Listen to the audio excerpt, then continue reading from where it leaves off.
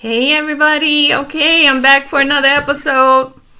So this one is concerning elders. Um I guess I'm an elder for that sake for the age wise, but I'm just here to express that some of the family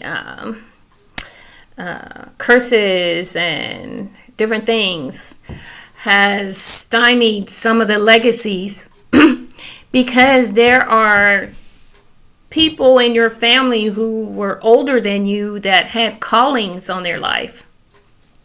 You know, everybody gravitates towards them and they just always had a kind word and da da da.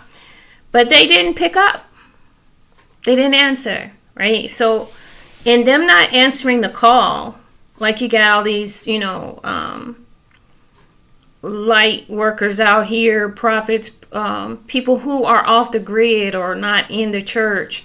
They're really fighting battles not only for their self, but they're fighting for their bloodline, for their legacy. So when the group that's older than you in your family, the uncles, the aunties, the cousins that you probably never talked to, but when you have people who didn't answer the call and no one was standing in the gap per se for you to fight, for you to stand up, for you to prophesy, for you to go into spiritual things of God, things of spirit, to help guide, lead, protect, and correct, right? So because they didn't answer to pick up the phone when Spirit and the Lord was calling them, that left us a chasm, right?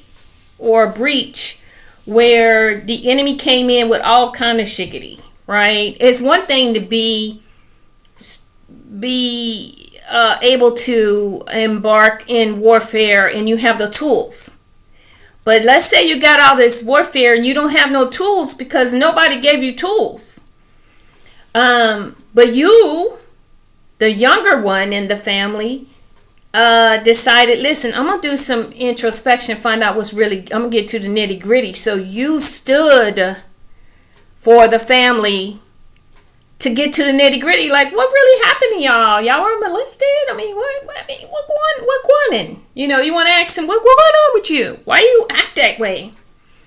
And the shame or whatever that they felt like they wasn't able to answer the call for shame when God has taken all that away, right? All that's removed. You know, once you do your spiritual work and once you get in there, boom, that's gone. The past is back in the rear view. But the guilt got in your family so strong that they didn't even want to turn to God. They didn't want to turn to a higher source. They didn't want to have to face themselves because they took it all on themselves. I'm not giving them excuses. It's all kind of counseling.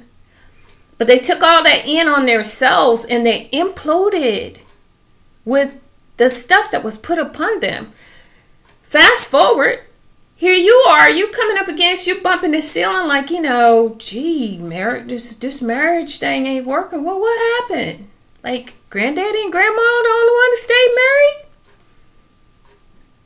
And look what your grandma went through to stay married to that man. But anyway, I'm saying all this to say that when a person that has a call or a spiritual leader or someone that has the ability to go in and clean up some things in the spirit, because they decided to stand. They decided not to let this go to their kids. So once they feel the breach back in, now everybody mad with them because they had to face through messing with you because you got the gift or you stood up to some stuff from the past that they went through. That your daddy and mama went through. You had to fight some stuff that they put upon you, and you made it. So they mad at you because you made them have to really search their heart. Like, why did I treat my next generation like that? Because they know if their mother, your grandma was living, it wouldn't be going down like that. Grandma be having some heads on the chopping block, right? So the thing is, this is a bravo to you, to anyone who had to fight through a generational curse thingy that just wouldn't let go. And you had to fight blood, sweat, and tears. You had to go through the trenches. You had to be hurt. You had to be spit on. You had to be lied on. You had to be tortured. You had to have stuff taken from you because you decided to stand. And so there's always sweetness on the other side of that, though. Because ain't no way God gonna give you the tools to clean it up and then you clean it up and you get no appreciation from them. But he got all the appreciation in the world to give you, right? The whole world is yours because you decided to fight. And so kudos to you and thank you. Your bloodline thanks you. Your ancestors, God, the Holy Spirit, Jesus thanks you because no one else could do what you did. And so bravo to you. And your children will be free from the bondage that no one before you wanted to fight. No one wanted to fight it. And you're like, I'll be damned if I'm going to run from this fight. And I'll be damned if I'm going to live some struggle life because y'all ate beans, you want me to eat beans?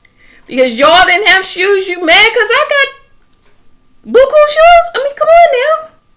So that spirit, that slave mentality from way back, come down. And you're like, no, dog. It's something new these days. You know, all the silver is his, all the gold is his. All the cattle on 1,000 hills is his. And he wants to make your name great. He wants your name to be heard in rooms that you're not even in yet. And you want me to turn that down because you want me to eat beans because you ate beans? You want me to hurt because you hurt. Because you think that's right. There's something wrong with that thinking right there. You want me to hurt because you hurt. Because you never decide to do the work to heal. So you done all them years, you done bore all this hurt. And the child that was supposed to go boom, boom, boom, you done held them back. But God said, no more holdbacks, Booski. You either going to have to heal or get the hell out the way because this child is anointed of God and she going to take it to the bridge, baby. All right. I love y'all. Bye-bye.